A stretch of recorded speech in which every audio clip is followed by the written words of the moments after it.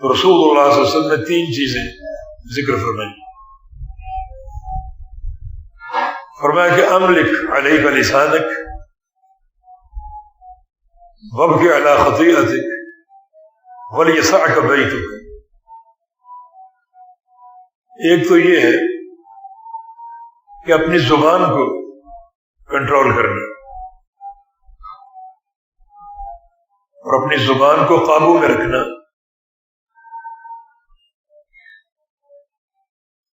یہ نصیحت فتنوں کے دور میں اور بھی کارگر ہے. زبان قابو میں رکھنے کا ایک معنی یہ بھی ہے کہ فتنوں کی خود تم تشہیر نہ کرنا. آج جو فتنوں کی خطرناک صورتحال ہے اس کے اسباب میں سے ایک سبب بلا ضرورت تشہیر اور خام خواہ اس کا چرچا، اور اس میں دور حاضر کے ایک شیطان کا عمل دخل ہے اور وہ میڈیا ہے جو فتنوں کا منتظر رہتا ہے،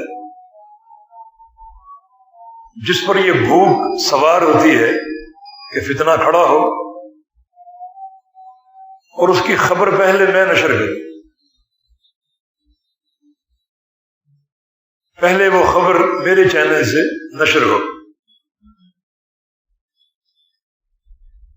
اور پھر عامت الناس بھی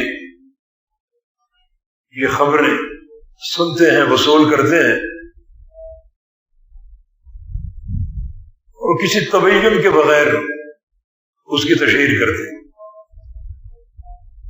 یہ فتنوں کو مزید بھڑکانے کا موجب معاملہ ہے. اس لیے رسول اللہ صلی اللہ علیہ وسلم نے ارشاد فرمایا کہ املک علیک لسانک، اپنی زبان کو اپنے کنٹرول میں رکھنا، اپنے قابو میں رکھنا.